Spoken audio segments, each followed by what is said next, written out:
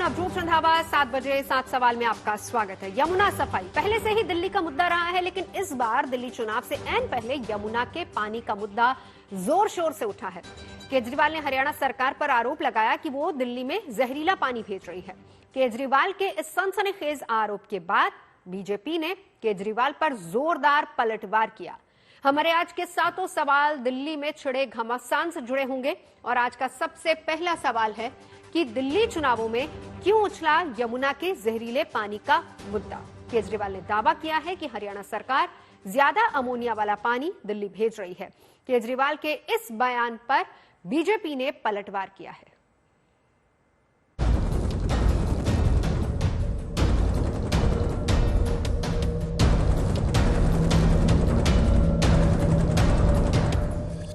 दिल्ली में यमुना के पानी पर घमासान, यमुना के जल में जहर वाली थ्योरी, चुनाव के दौरान जल संकट की आहट, यमुना की सफाई पर सियासत गरमाई, यमुना के पानी पर दिल्ली वर्सेस हरियाणा। दिल्ली में वोटिंग से ऐन पहले यमुना के पानी का मुद्दा उस समय गर्मा गया जब आम आदमी पार्टी के मुखिया अरविंद केजरीवाल ने हरियाणा की बीजेपी सरकार पर सनसनीखेज आरोप लगाते हुए कहा कि यमुना के पानी में जहर मिलाया जा रहा है। इतना ही नहीं, केजरीवाल ने दिल्ली जल बोर्ड को भी घेरा। भारतीय जनता पार्टी की हरियाणा की सरकार ने दिल्ली में यमुना से आने वाले पानी में जहर मिला के भेज दिया है। ये तो हमारे भलाव हमारे दिल्ली जल बोर्ड के इंजीनियर्स का कि उन्होंने पकड़ लिया। उन्होंने दिल्ली के बॉर्डर पे ही वो पानी रोक दिया और उस पानी को दिल्ली के अंदर नहीं आने दिया। अगर वो पानी दिल्ली के अंदर आ जाता और पीने के पानी में मिल जाता, दिल्ली के अंदर ना जाने कितने लोगों की मौत हो जाती। अरविंद केजरीवाल के आरोप पर हरियाणा के मुख्यमंत्री ने तुरंत जवाब दिया और केजरीवाल के आरोपों को झूठा और बेबुनियाद करार देते हुए केजरीवाल के खिलाफ मुकदमा करने की बात कही। दिल्ली के पूर्व मुख्यमंत्री अरविंद केजरीवाल ने आज एक बार फिर साबित किया कि घटिया और झूठ की राजनीति करने के मामले में उनका कोई सानी नहीं है। उन्होंने हरियाणा पर जो बेबुनियाद, शर्मनाक, मनगढ़ंत और झूठे आरोप लगाए हैं, उससे केजरीवाल ने आज उस माटी का अपमान किया जहां वो पैदा हुए। यमुना के पानी पर उठे विवाद के बीच दिल्ली जल बोर्ड ने भी अपनी तरफ से सफाई जारी की। बोर्ड की तरफ से जो सफाई जारी की गई उसमें केजरीवाल के आरोपों को खारिज कर दिया गया, लेकिन जल बोर्ड ने इस बात से इनकार नहीं किया कि यमुना के पानी में अमोनिया की मात्रा बढ़ गई है। केजरीवाल ने आरोप लगाया है कि ये यमुना हरियाणा के जिस हिस्से से आती है वहां पर कई नालों के जरिए अमोनिया ज्यादा छोड़ दिया गया है।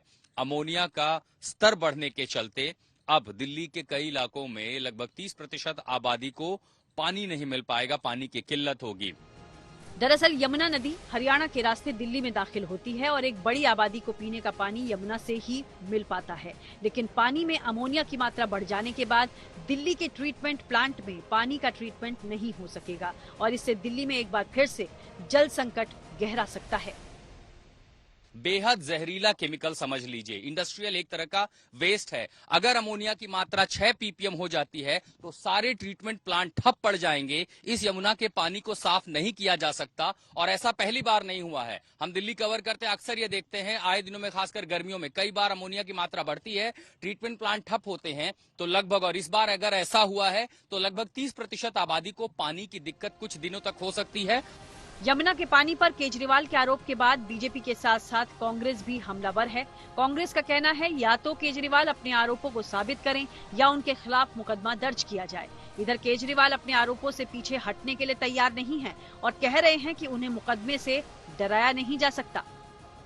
वो खुद जहरीला है, इसलिए उनको सबको जहर दिखता है और दिल्ली वासी को अपमान करने का जो उनका तरीका वो छोड़ दे। इतना अपमान क्यों करता है दिल्ली वासी? आप दिल्ली में रहते हो, क्या जहरीला पानी पीते हो? विप्लव जब दिल्ली में रहता है, मैं जहरीला पानी पीता हूँ, जहरीले पानी में स्नान करता हूँ। अगर नरसंहार का अगर आप आरोप लगाते हैं, ये बहुत गंभीर है। मुझे लगता है इतना गंभीर आरोप आज तक किसी सरकार पर किसी व्यक्ति ने हिंदुस्तान के इतिहास में नहीं लगाया है। मुझे समझ में नहीं आ रहा इस पे कार्रवाई क्यों नहीं हो रही है। गंदा पानी, जहर वाला पानी अगर जनता को पिलाओगे, मेरे को डरा रहे हैं केस कर देंगे, कर दो केस। केस करने में कोई कसर छोड़ रखी है तुम लोगों ने? जेल भेज दिया, फांसी पे चढ़ाओगे मेरे को? कर दो केस। इधर दिल्ली में यमुना के पानी पर उठा विवाद चुनाव आयोग की दहलीज तक पहुंच गया है। आज आम आदमी पार्टी की तरफ से भगवंत मान और आतिशी ने चुनाव आयोग पहुंचकर इस मामले में अपनी शिकायत दर्ज कराई है। दिल्ली से आशुतोष मिश्रा, अमित भारद्वाज और श्रेया चटर्जी के साथ bureau report, good news today. Haryana से आने वाले पानी को लेकर मचे घमासान के बीच दिल्ली सरकार ने इस मामले में चुनाव आयोग का दरवाजा खटखटाया। इस मुद्दे पर दिल्ली की मुख्यमंत्री आतिशी ने चुनाव आयोग को चिट्ठी लिखकर आरोप लगाया कि ये लापरवाही का काम नहीं है, बल्कि ये दिल्ली में स्वतंत्र और निष्पक्ष चुनावों के संचालन को जानबूझकर प्रभावित करने की कोशिश की जा रही है। आज का दूसरा सवाल भी इसी से जुड़ा हुआ है। पानी पर उठे विवाद में क्यों आया जल आतंकवाद का जिक्र? इसके बारे में ज्यादा जानकारी दे रहे हैं हमारे संवाददाता अमित भारद्वाज। दिल्ली विधानसभा के बीचों बीच आम आदमी पार्टी और भारतीय जनता पार्टी के बीच यमुना के पानी को लेकर जंग छिड़ गई है। आम आदमी पार्टी के मुखिया अरविंद केजरीवाल ने यह दावा किया कि अमोनिया का स्तर यमुना के पानी में इतना ज्यादा बढ़ गया है कि पानी जहरीला हो गया है। और दिल्ली की मुख्यमंत्री आतिशी ने इलेक्शन कमीशन को लिखे पत्र में ये तक दावा कर दिया कि हरियाणा सरकार दिल्ली के लोगों के साथ वाटर टेररिज्म यानी कि जल आतंकवाद कर रही है, क्योंकि अमोनिया का लेवल इस हद तक बढ़ा हुआ है कि पानी WTP यानी कि वाटर ट्रीटमेंट प्लांट पर ठीक नहीं किया जा सकता है। आतिशी ने इलेक्शन कमीशन से मुलाकात की। भगवंत मान भी इस डेलीगेशन का हिस्सा थे। बाहर आके भगवंत मान और आतिशी ने दावा किया कि हरियाणा सरकार द्वारा यमुना का पानी जो दिल्ली में छोड़ा जा रहा है उसमें अमोनिया का लेवल 6.8 ppm से लेके 7.2 ppm तक है। दिल्ली में यमुना सफाई बड़ा मुद्दा है। केजरीवाल बार बार यमुना सफाई के मुद्दे पर बयान दे रहे हैं। इस बार भी उन्होंने कहा कि 2020 में यमुना सफाई को लेकर किया गया उनका वायदा पूरा नहीं हो पाया है, जिसे वो 2025 में चुनाव जीतने के बाद पूरा करेंगे। हमारा आज का तीसरा सवाल भी यही है। सवाल यह है कि यमुना सफाई पर घिरी सरकार अपनी जवाबदेही से बचने की कोशिश कर रही है। यमुना को साफ करने का दावा केजरीवाल हमेशा से करते रहे, लेकिन अभी तक ऐसा हो नहीं पाया। लिहाजा बीजेपी इस मुद्दे पर आप पर हमलावर है।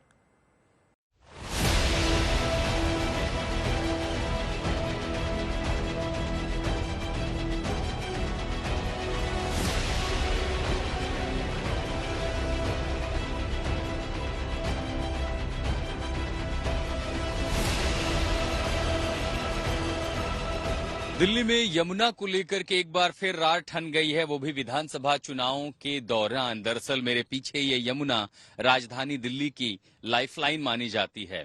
2/3 पानी इसी यमुना से दिल्ली वालों को सप्लाई किया जाता है, लेकिन ये दरअसल वजीराबाद के आगे स्ट्रीम का इलाका है और इसीलिए यहाँ आपको पानी का स्तर बेहद कम दिखाई देगा। यमुना काली दिखाई देगी, गंदे घाट दिखाई देंगे। इसी यमुना को लेकर के दरअसल बीजेपी आम आदमी पार्टी पर हमलावर है कि यमुना की सफाई नहीं हुई। तो केजरीवाल ने भी कई मौकों पर माफी मांगी कि यमुना की सफाई का उनका वादा पूरा नहीं हो पाया, उसे आगे करेंगे। यमुना दिल्ली की लाइफलाइन है, लेकिन इस लाइफलाइन को गंदगी का लाइलाज रोग लग चुका है। यमुना के काले जहर बन चुके पानी की साफ सफाई को लेकर वादे हजार होते हैं, लेकिन नतीजा निकलता नहीं है। यमुना के झाग वाले पानी को लेकर सियासत ऐसी है जिसकी गूंज दिल्ली से हरियाणा तक सुनाई पड़ती है। दिल्ली चुनाव में एक बार फिर मैली यमुना को लेकर आम आदमी पार्टी और बीजेपी के बीच तकरार हो रही है। यमुना की सफाई का बार बार वादा करने वाले अरविंद केजरीवाल ने चुनाव से पहले इसकी गंदगी का ठीकरा पड़ोसी राज्य हरियाणा पर फोड़ दिया है। जब अरविंद केजरीवाल जी ने और मैंने हरियाणा की साजिश का पर्दाफाश किया कि किस तरह से हरियाणा यमुना नदी में जहरीला पानी भेज रहा है, तब भारतीय जनता पार्टी ने अपने LG साहब के माध्यम से दिल्ली जल बोर्ड के अफसरों पर दबाव बनाया। अपनी कमजोरियों को दूसरों पर डालना केजरीवाल जी की पुरानी आदत है। 10 साल तुम्हारा राज रहा दिल्ली में, कर लेते यमुना साहब। आप कह रहे हो कि हरियाणा से पानी गंदा आ रहा है, तो अंतर्राष्ट्रीय साइंटिस्टों की एक न्यूट्रल टीम बना लो। केजरीवाल के आरोप के बाद हरियाणा में हंगामा खड़ा हो गया है। हरियाणा के मुख्यमंत्री नायब सिंह सैनी ने इस मुद्दे पर चुनाव आयोग से शिकायत की, तो वहीं हरियाणा में कई जगहों पर केजरीवाल के खिलाफ प्रदर्शन हो रहे हैं। हमें इलेक्शन कमीशन ने आश्वस्त किया है कि पानी एक बहुत संवेदनशील मुद्दा है, लोगों के जीने मरने से जुड़ा हुआ मुद्दा है तो वो हरियाणा से बात करके उनका पक्ष सुन के ऐसा निर्णय लेंगे जो दिल्ली के लोगों के हक में हो। बीजेपी भी यमुना सफाई के मुद्दे पर केजरीवाल को घेरती रही है। कुछ ही दिन पहले बीजेपी नेता और नई दिल्ली सीट पर केजरीवाल को चुनौती देने वाले प्रवेश वर्मा ने केजरीवाल के कटआउट को यमुना के गंदे पानी में डुबकी लगवाई थी। और अब यमुना के पानी पर उठे सियासी घमासान के बीच उत्तर प्रदेश के मुख्यमंत्री योगी आदित्यनाथ ने भी केजरीवाल पर निशाना साधा है। जब मैं गाजियाबाद से दिल्ली की ओर आ रहा था तो बहनों और भाइयों, यमुना जी जो कभी भारत की पौराणिक नदी के रूप में हम सबकी आस्था की प्रतीक थी, हम लोग तो दो ही नारा लगाते थे, हर हर गंगे हर हर यमुने के नारे लगाते थे। वहां से बदबू आ रही थी, सीवर जैसी बदबू आ रही थी इस पावन यमुना नदी से। दिल्ली के अंदर आम आदमी पार्टी की सरकार के पाप का भुक्तभोगी। अभी केजरीवाल के जहर वाले बयान पर घमासान मचा है, लेकिन इससे पहले इसी यमुना के पानी को लेकर छठ पर सियासी संग्राम होता रहा है। इसी यमुना के पानी से पूर्वांचल वोट बैंक की सियासत भी जुड़ी है। इसी यमुना के पानी से करीब 1/3 दिल्ली की प्यास बुझती है और इसी यमुना के पानी की किल्लत से हर साल दिल्ली की जनता जूझती है। यानी यमुना हर चुनाव में सियासत का मुद्दा जरूर बनती है, लेकिन राजनीतिक इच्छा शक्ति की कमी के वजह से इसका कायाकल्प हो नहीं पाता। इस बार भी इस पर घमासान जरूर है, लेकिन इसका हल निकल पाएगा ये कहना बेहद मुश्किल है। दिल्ली से आशुतोष मिश्रा के साथ bureau report, good news today. Asaduddin Owaisi की पार्टी ने दिल्ली दंगों के आरोपी ताहिर हुसैन को मुस्तफाबाद से टिकट दिया, लेकिन ताहिर पिछले 5 सालों से जेल में बंद है। लिहाजा उन्होंने सुप्रीम कोर्ट से जमानत की गुहार लगाई है। सुप्रीम कोर्ट की 2 जजों की बेंच में जब ताहिर को जमानत देने पर एक राय नहीं बनी, तो आज सुप्रीम कोर्ट में 3 जजों की बेंच ने मामले की सुनवाई की और ताहिर को कस्टडी पैरोल दे दिया है। आज का चौथा सवाल भी यही है कि दंगों के आरोपी ताहिर हुसैन को किन शर्तों पर मिली है प्रचार के लिए जमानत। इसके बारे में बता रहे हैं हमारे संवाददाता सृष्टि ओझा। सुप्रीम कोर्ट ने आज दिल्ली दंगों के आरोपी ताहिर हुसैन को कस्टडी पैरोल दी है। उन्हें दिल्ली विधानसभा चुनाव में प्रचार करने के लिए ये कस्टडी पैरोल दी गई है। अदालत ने कहा है कि जेल के नियमों के समय के अनुसार ताहिर हुसैन को दिन में 12 घंटे के लिए कस्टडी पैरोल की इजाजत है। ये 29 फरवरी से 3 फरवरी तक वो अपने चुनाव प्रचार कर सकते हैं। ताहिर हुसैन को कस्टडी पैरोल का खर्चा खुद उठाना पड़ेगा। उन्हें हर दिन के लगभग 2 लाख रुपए के करीब जमा करने होंगे। इस धनराशि का इस्तेमाल उनके साथ तैनात की गई स्टाफ, सिक्योरिटी पर्सनल और जेल वैन के खर्चे पर किया जाएगा। उन्हें पार्टी ऑफिस जाने की इजाजत होगी। वो अपनी कॉन्स्टिट्यूएंसी में प्रचार कर सकते हैं, बैठकों में हिस्सा ले सकते हैं, लेकिन वो अपने घर नहीं जा सकते। साथ ही अदालत में जो पेंडिंग मामले उनके खिलाफ चल रहे हैं, वो उनसे लेकर किसी तरह की बयानबाजी नहीं करेंगे। एआईएमआईएम ने ताहिर हुसैन को दिल्ली विधानसभा चुनाव के लिए मुस्तफाबाद से सीट से अपना कैंडिडेट बनाया है। दिल्ली में केजरीवाल के पक्ष में विपक्षी दलों की गोलबंदी हो रही है। आज एआईयूडीएफ के बदरुद्दीन अजमल ने केजरीवाल को समर्थन देने का ऐलान किया। अजमल के इस ऐलान के बाद बीजेपी ने अजमल को बांग्लादेशी घुसपैठियों का समर्थक बताया है। आज का 5वां सवाल भी यही है कि दिल्ली चुनाव में घुसपैठियों को लेकर क्यों हो रही है महाभारत। दिल्ली में घुसपैठियों पर मचे घमासान के बीच आपको समर्थन का ऐलान कर चुके अजमल के साथ अखिलेश ने भी केजरीवाल के साथ 30 जनवरी को मंच साझा करने का ऐलान किया। वोटरों से गुजारिश करता हूं कि मेहरबानी करके हालात बहुत मुल्क के हालात खराब होते जा रहे हो चुके हैं, इसलिए सेकुलर वोटों को बांटने न दें, बटने भी न दें और अपने सारे वोट जितना हो सके मुमकिन जमा के आम आदमी की पार्टी को दीजिए और केजरीवाल साहब को फिर से हुकूमत बनाने के मौका दीजिए। अजमल ने केजरीवाल का समर्थन दिया तो केजरीवाल पर हमलों की बौछार होने लगी है। बीजेपी ने आरोप लगाया कि केजरीवाल बांग्लादेशी घुसपैठियों के सहारे जीतना चाहते हैं। कि मौलाना बदरुद्दीन अजमल की पार्टी एआईयूडीएफ बांग्लादेशी घुसपैठियों की समर्थक पार्टी मानी जाती है। ये लगातार असम के उसी क्षेत्र से सांसद चुनकर आते रहे, जिसके क्षेत्र के बारे में असम और पूरे पूर्वोत्तर में आप जाइए तो उसे मिनी बांग्लादेश कहा जाता है। उन बदरुद्दीन अजमल का सीधे अखिलेश यादव और आम आदमी पार्टी को सपोर्ट करने का आह्वान करना दिखाता है कि अब दूध का दूध, पानी का पानी हो गया है। आपको समर्थन देने वाले अजमल अकेले नहीं हैं। मुस्लिम वोट बैंक पर अपने राज्यों में मजबूत पकड़ रखने वाले अखिलेश यादव और ममता बनर्जी ने भी केजरीवाल को समर्थन देने का ऐलान पहले से ही किया हुआ है। अखिलेश तो जल्द ही केजरीवाल के साथ दिल्ली में मंच साझा करते भी दिखाई दे सकते हैं।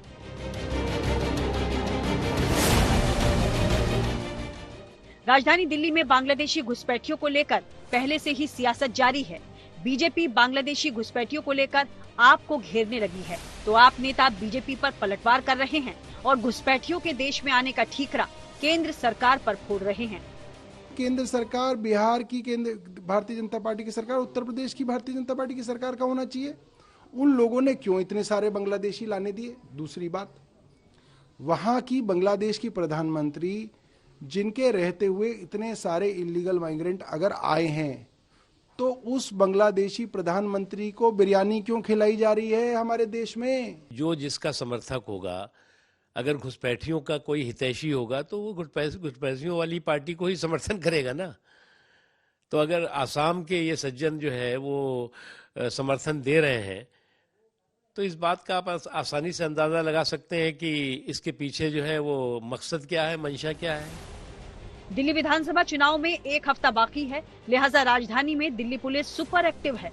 घुसपैठियों के खिलाफ पुलिस की ड्राइव पहले से ही चल रही थी और अब उनकी पहचान करने की कार्रवाई और तेज कर दी गई है। खासकर दिल्ली की झुग्गी बस्तियों में ये ड्राइव दिन रात चलाई जा रही है। पुलिस का दावा है कि अब तक 9000 संदिग्धों की पहचान की जा चुकी है, जिनमें से 500 से ज्यादा के बांग्लादेशी घुसपैठिए होने की आशंका है। दिल्ली पुलिस के अनुसार अब तक 100 से ज्यादा बांग्लादेशियों की पहचान कर उन्हें वापस बांग्लादेश भेज दिया गया है।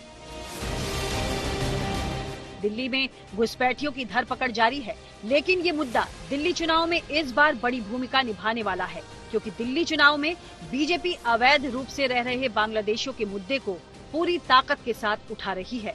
तो वहीं आम आदमी पार्टी केंद्र सरकार को घुसपैठियों के मामले में घेरने की कोशिश कर रही है। दिल्ली से हिमांशु मिश्रा और जितेंद्र सिंह के साथ bureau report, good news today. Delhi चुनाव में कांग्रेस मैदान में तो है, लेकिन उसके बड़े नेताओं ने अभी तक दिल्ली में उस तरह से उपस्थिति दर्ज नहीं करवाई है जैसे कि उम्मीद की जा रही थी। राहुल गांधी भी प्रचार के बीच गायब हो गए। हालांकि आज राहुल गांधी ने दिल्ली में फिर से कांग्रेस के पक्ष में प्रचार की शुरुआत की है। आज का छठा सवाल भी यही है, राहुल का चुनावी रण में आखिरी चरण में उतरना देरी या फिर रणनीति? इसके बारे में बता रही हमारी संवाददाता श्रेया चटर्जी। दिल्ली में चुनाव होने में महज एक हफ्ता रह गया और अब राहुल गांधी पहली बार न्यू दिल्ली कॉन्स्टिट्यूएंसी में संदीप दीक्षित के लिए मंदिर मार्ग में स्थित वाल्मीकि बस्ती में सुबह सुबह पहुंचे। ये एक बहुत बड़ा सवाल है कि क्या ये एक तरीके का रणनीति है या फिर एक तरीके का राजनीतिक फेलियर है।